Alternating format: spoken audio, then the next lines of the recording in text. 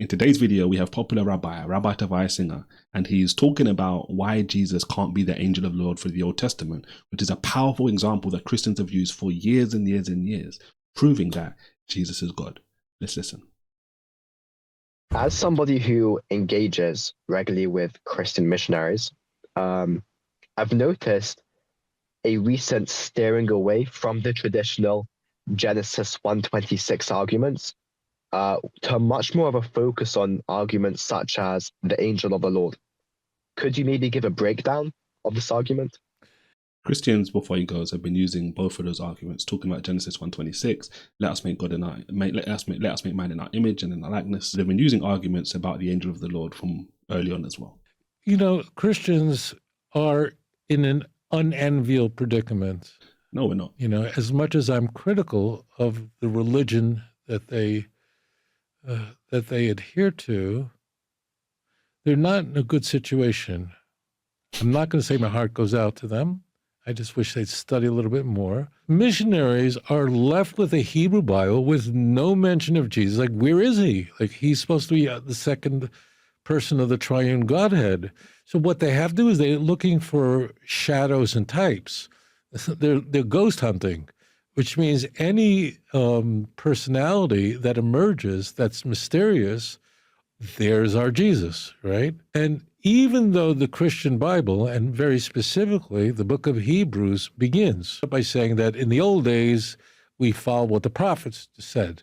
That's verse 1. But now we have Jesus Christ to take care of all that. So, and it doesn't even say we follow the prophets. It says in the old times, in previous times, God spoke through prophets. A lot of people misunderstand this passage. It isn't saying that prophets was the only way that God spoke. That's not the point he's making. What he's really talking more so about is the degree, the emphasis. That is more so what this is talking about in Hebrews, right? He spoke through prophets. Now he's speaking by the Son. That doesn't mean that the Son didn't speak before. It doesn't even mean prophets are not going to speak anymore in the future. We know that's not the case because there were still prophets in the New Testament after Jesus was gone. So, you know, bingo, like it's right in your face. But in chapter 1, verse 4 and 5, right away, he's saying Jesus is not an angel. And, you know, where does it say you are my son? And where does it say, you know, you'll be to me a son? Misquoting two passages from Psalm 2. So Hebrews argues against this. Now, the book of Hebrews was written about 64 while the temple was standing before the war. So what happens is Christians are simply looking in Tanakh, and this is, by the way, church fathers were doing this going back to the 2nd century, and an angel of the Lord is Jesus, you know. And now there's a tricky part here, and this is why they could get away with this to someone who has only a superficial knowledge of the Hebrew Bible. So before we hear about the tricky part, right, that he's about to go into, which I'll show you why it's not even that good anyway, his point. This is why the argument from the angel of the Lord is so powerful. Why, Rabbi? Because in the Old Testament, the angel of the Lord is worshipped. He's prayed to. He's called the divine name. He's called specifically the divine name, not Hebrew Elohim, which we're going to talk about as the video goes on, the Tetragrammaton, the divine name. He's separated, just like Jesus is, from all these righteous people. And that is that in Tanakh, angels are very frequently called God. Angels, different people are called Elohim, which is one of the words we call God, basically. There's obviously context to this. This is why I just mentioned, we're not talking about Elohim, specifically people in the Bible, right? So for example, Genesis chapter 16, Hagar, she is someone in the narrative, right? She calls the angel of the Lord the divine name, right? Hashem, as the rabbi would say and Jews would say today, right? Also, in that account in Genesis 16, not only does Hagar call him the divine name, Moses, the narrator of Genesis, calls the angel of the Lord the divine name. This is one example. This is the first book of the Bible. This is one example which is already showcasing the distinction, the divide between the angel of the Lord, who is clearly distinct and treated differently, treated like he's actually God, and prophets and holy men and women who are in the Old Testament. There's a clear distinction, and it's obvious. Now, we don't speak that way, but Tanakh does. And therefore, this... You don't see people going around in the Old Testament just willy-nilly calling people the divine name. It doesn't work like that, right? No, it doesn't. You don't see people willy-nilly just praying to anybody. It doesn't work like that. Can be exploited, could be weaponized. As an example, when Jacob wrestles with an angel, you wouldn't know it was an angel if you're just reading the Torah. And Jacob says that I fought with God, I struggled with God, and I was victorious. He wasn't fighting with God, he was fighting with an angel. Well, Hosea 12 verse 4 supplies that information, and it all makes sense. See, notice what he did there, right? This is what we call begging the question. This is when you assume the belief that you hold before proving it. So he just said, right, Genesis 32 is a good example, and it is a good example which actually helps us as Christians. Why? Because he says, the Bible says in Genesis 32, Jacob wrestled with God. It's the Hebrew word there, Elohim, right? Now he says, this can't be God. He automatically has a problem with this. Why couldn't Jacob be wrestling with God? If God wanted to wrestle with Jacob all night, he could if he wanted to. But that is not even a possibility for the rabbi, because it can't mean that. Then he says, well, in Hosea informs us on Genesis 32, which again is begging the question, because we could just flip it around and say, no, Genesis 32 informs us about Hosea chapter 12. But this is the funny thing about this. He mentioned Hosea chapter 12, verse 4. In those cluster of verses, go and read verse 3, verse 4, and verse 5. The angel in that passage is called the divine name, the Lord of hosts. So the very passage he's talking about is not some disambiguating passage which helps rabbis know that no, Jacob wasn't fighting with God. It's actually a passage which is actually encouraging the belief that, you know who Jacob fought with in Genesis 32?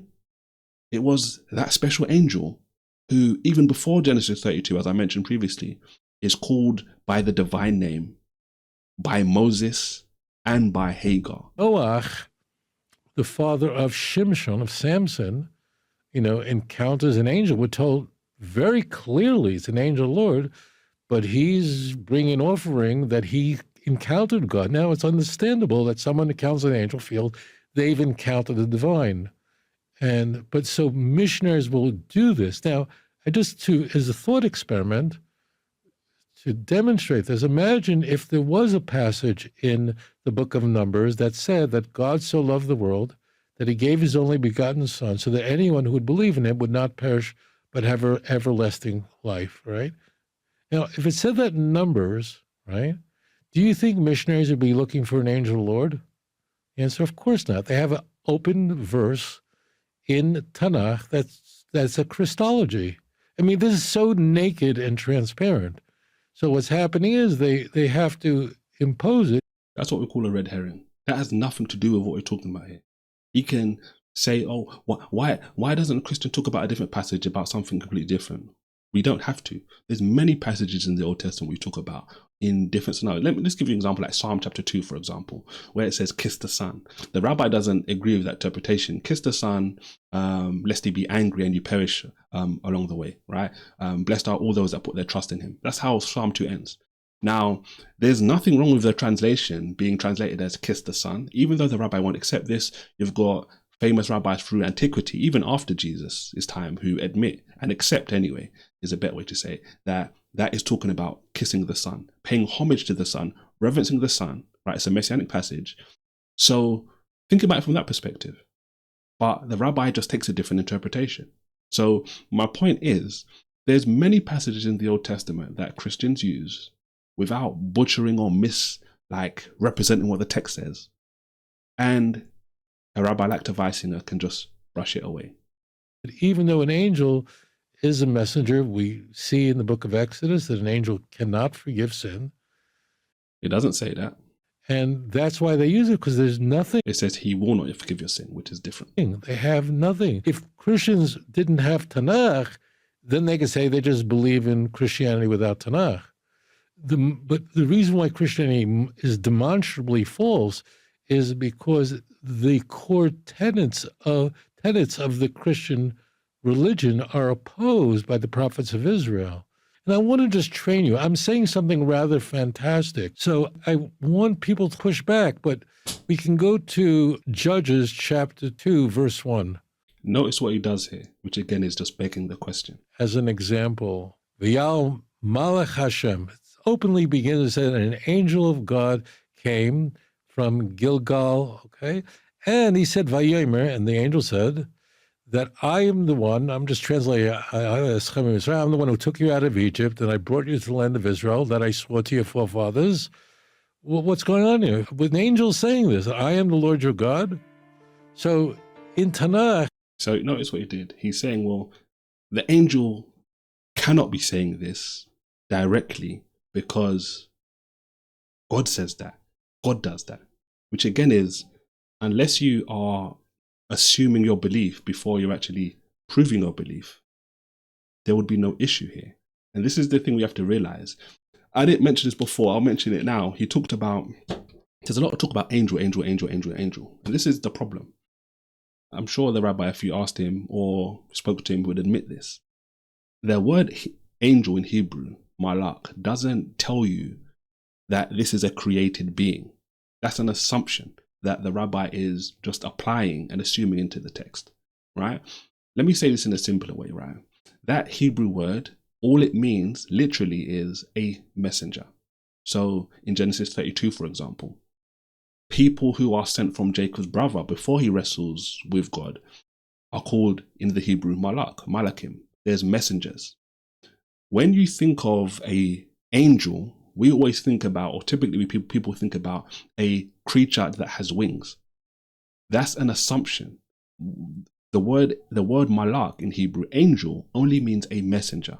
So the moment you understand this, it removes a massive problem that Rabbi Singer is trying to present here. And a lot of people believe, like wrongly, it doesn't matter if it says the angel, the messenger of the Lord. That doesn't matter. It's not talking about necessarily somebody with wings. It's just talking about somebody who is bringing a message. So for example, if God took on physical form and came to bring a message, he could be called a messenger, a malak. Hopefully that helps anyway. Don't forget to like and subscribe, and I'll see you on the next video. God bless.